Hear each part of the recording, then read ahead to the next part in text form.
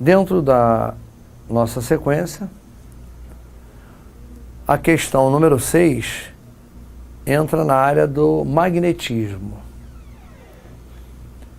O enunciado informa que uma possível alternativa para a geração de energia elétrica a partir da queima de biomassa chama-se geração magneto-hidrodinâmica. Na verdade, uma preocupação constante do homem atual, eu diria uma das, é com relação à geração de energia elétrica. Nós hoje consumimos energia elétrica numa escala impensável e há uma necessidade constante de se gerar cada vez mais.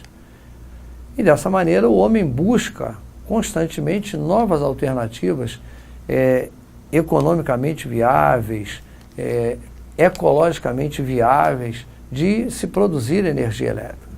Então, na queima da biomassa, ele tem um processo chamado geração magneto-hidrodinâmica e ele descreve que esse processo utiliza um fluxo de gás ionizado e esse fluxo é formado por íons positivos e elétrons que passa com velocidade V através de um campo magnético intenso.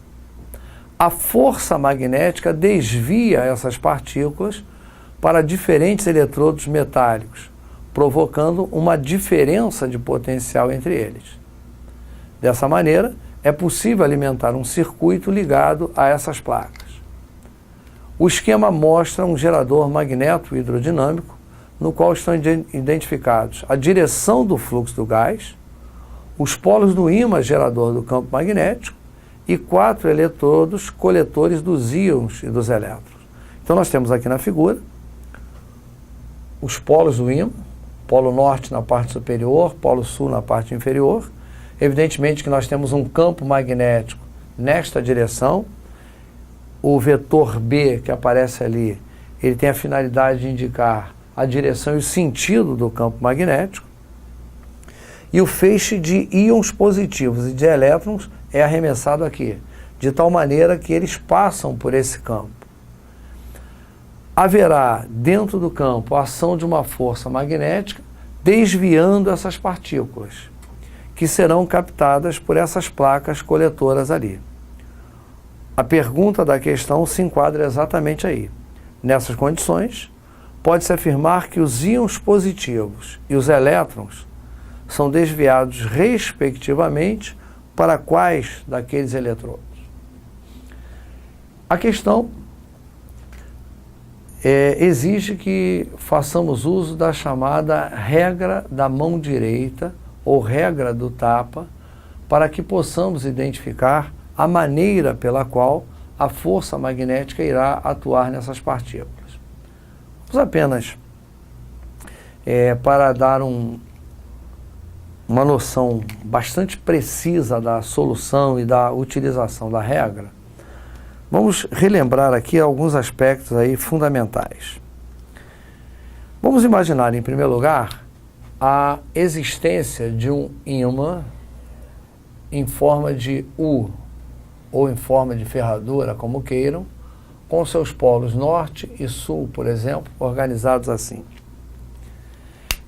Em torno do ímã, nós temos a formação de um campo magnético. Nessa região em particular, o campo tem uma característica especial. Ele é uniforme. Ele apresenta basicamente a mesma intensidade em todos os seus pontos. E a representação do campo nessa região, nós fazemos por linhas, é uma maneira prática de tentarmos visualizar o campo, e segundo a convenção, essas linhas apontam do polo norte para o polo sul magnético. O espaçamento por igual das linhas caracteriza a uniformidade do campo ali existente. Nesse desenho, temos uma visão de perfil do campo. Mas vamos imaginar que esse campo agora é virado de frente para nós, de tal maneira que passaremos a ver essas linhas vindo em nossa direção. Neste caso, a representação do campo é feita através de pontos. Então, a interpretação que damos a essa figura é que temos um campo magnético vindo em nossa direção.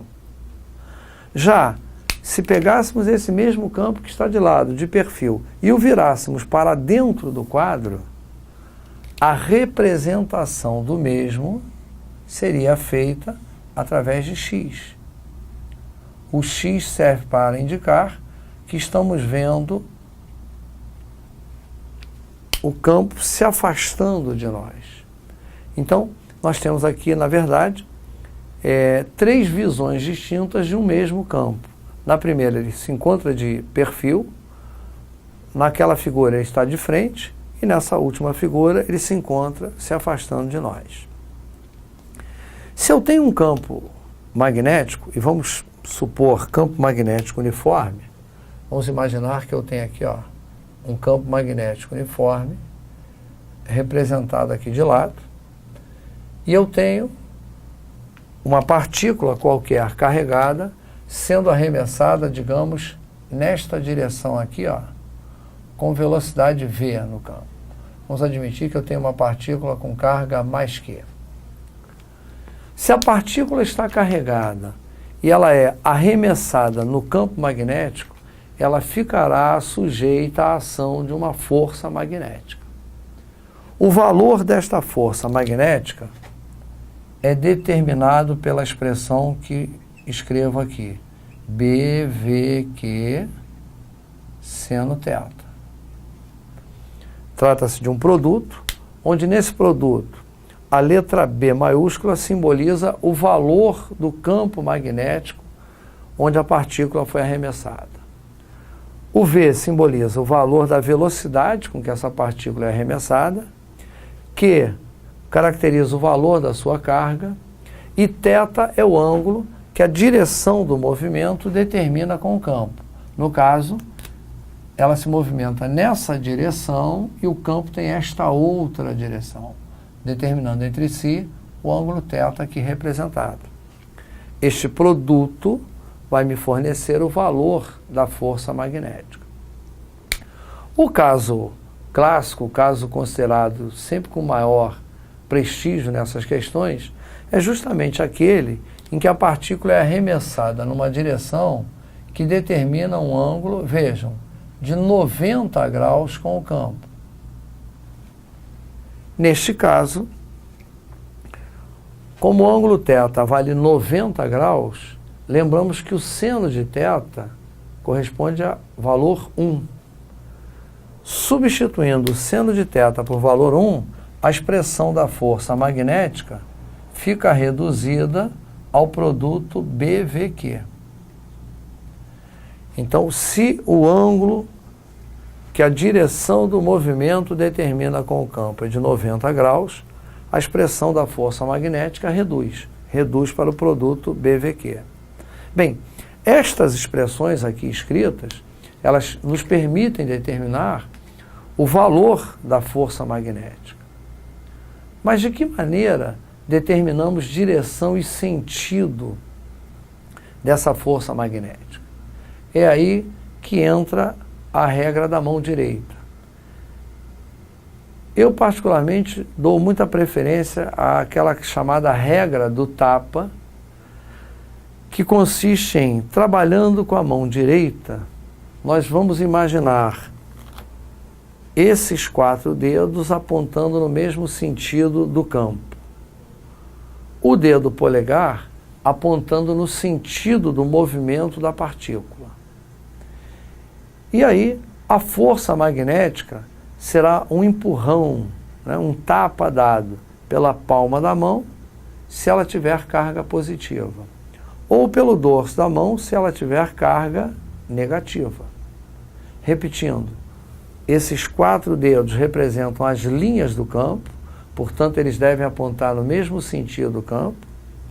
O dedo polegar aponta no sentido do movimento da partícula, e a força magnética é um empurrão dado pela palma da mão ou pelo dorso da mão.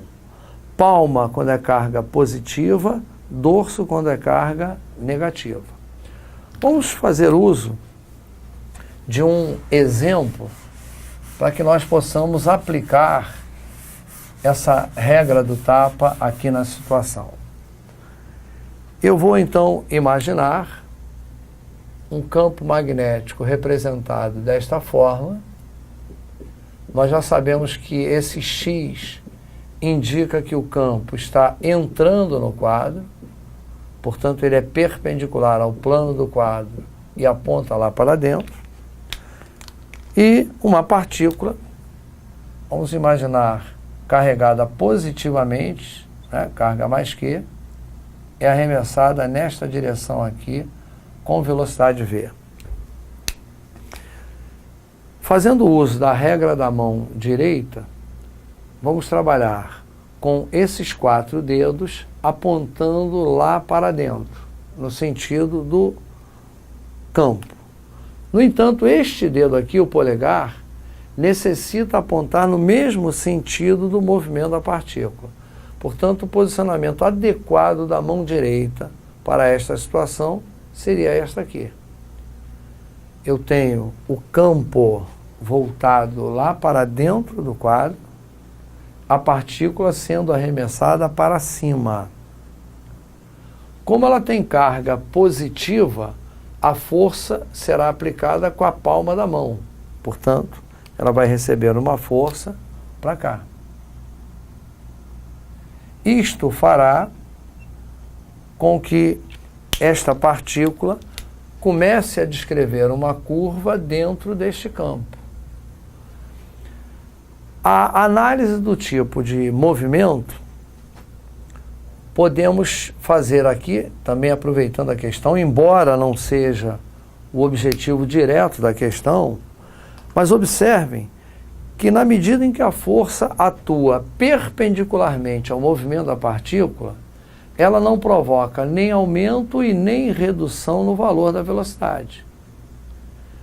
Uma força atuando favoravelmente ao movimento, no mesmo sentido do movimento, faz com que haja um aumento de velocidade, ela acelera a partícula. Uma força atuando contrária ao movimento da partícula faz com que ela desacelere, ela perca a velocidade. Atuando perpendicularmente ao movimento de uma partícula, e observem que a força e a velocidade formam 90 graus entre si, esta força nem aumenta e nem reduz a velocidade da partícula. Ela se movimenta, então, descrevendo o que nós chamamos de um movimento circular uniforme. E se olharmos com cuidado, essa força apontará continuamente para o centro da trajetória que essa partícula está descrevendo. No momento em que ela está saindo aqui, olha lá, a velocidade tem o mesmo valor que apresentava no ponto de entrada, ela não aumenta nem reduz de valor, o movimento é circular uniforme, e naquele momento a força magnética, segundo a regra do tapa, vejam, os dedos apontando lá para dentro do quadro, o polegar apontando no sentido do movimento, como ela é positiva, a força, nesse caso aqui, nesse momento, aponta para baixo. Igualmente, continua apontando para onde? Para o centro da curva que ela está descrevendo. Resumindo, partícula carregada, arremessada perpendicularmente às linhas de um campo magnético uniforme, descreve MCU dentro desse campo, movimento circular uniforme, com a força magnética fazendo papel de força centrípeta. Ela aponta continuamente para o centro da curva. Ela é que é a responsável por essa modificação na trajetória da partícula. Se nós retomarmos lá o nosso problema inicial, vamos então agora liberando aqui a figura. Nós temos um campo magnético apontando para baixo, um fluxo de elétrons para lá, elétrons e íons positivos. Então nós vamos trabalhar com a nossa mão direita apontando para baixo, já que esse é o sentido do campo, e o dedo polegar apontando horizontalmente, já que esse é o sentido do movimento das partículas.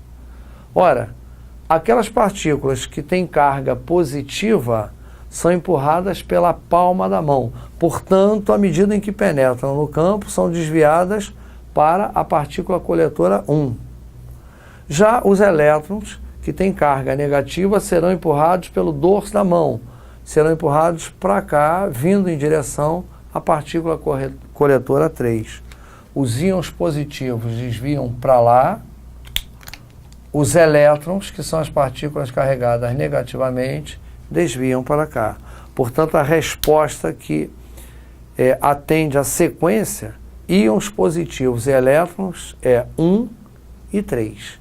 Letra D, respondendo adequadamente à nossa questão. Essa é, então, a nossa questão de número 6. A questão de número 7, que nesse momento se apresenta, fala sobre processo de conversão de energia. Nós já dissemos anteriormente que a geração de energia elétrica é uma preocupação recorrente do homem e uma das fontes bastante importantes de geração de energia elétrica são as chamadas usinas nucleares ou termonucleares. Então, o enunciado diz que no Brasil existem 2 usinas nucleares em operação. Na verdade, são as usinas de Angra 1, Angra 2 e, em breve, teremos aí a 3ª usina nuclear na mesma região entrando em operação. Essas usinas funcionam a partir da grande quantidade de calor liberada pelas reações nucleares. O calor é absorvido por um circuito de água primário do tipo ciclo fechado. Esse circuito fica em contato com outro, o secundário, que por sua vez produz vapor d'água a alta pressão para fazer girar uma turbina capaz de acionar um gerador elétrico, conforme mostra esquematicamente a figura abaixo. Então, a simples leitura do texto já proporciona ao candidato a oportunidade de verificar os processos de conversão de energia que ocorrem numa usina nuclear. Nós temos na região do reator o processo inicial de fissão nuclear. O núcleo desses materiais se apresenta estabilizado, se apresenta unido a partir de uma determinada quantidade de energia ali armazenada. Esse núcleo é bombardeado com uma partícula e há o desequilíbrio do mesmo, ele se fragmenta, ele se quebra, daí o emprego da expressão fissão nuclear. No momento dessa fragmentação do núcleo, uma enorme quantidade de energia que ali mantinha as partículas coesas é liberada em forma de calor. Esse calor, ele aquece a água, produz vapor e nas usinas nucleares esse vapor está a uma pressão bastante elevada. Esse vapor sob pressão aciona as turbinas para o processo de geração de energia elétrica. Então nós temos energia nuclear presente no núcleo. Essa energia nuclear é liberada a partir da fissão do núcleo sob a forma de calor. Então nós temos conversão de energia nuclear em energia térmica. Essa energia térmica produz o vapor para acionar as turbinas, portanto a energia térmica começa a se converter em energia mecânica, um processo de movimentação das turbinas, e essa energia mecânica é que finalmente irá se converter em energia elétrica que será distribuída para as residências, as indústrias, as fábricas e por aí vai.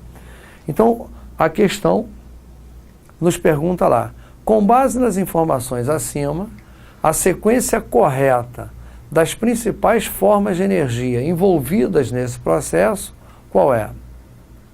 Nós temos inicialmente energia nuclear, que é liberada sob a forma de energia térmica, de energia calor. Esse calor produz o vapor que movimenta as turbinas, portanto a energia térmica é convertida em energia mecânica, e a partir do movimento das turbinas eu tenho a produção de energia elétrica. A energia mecânica é convertida em energia elétrica.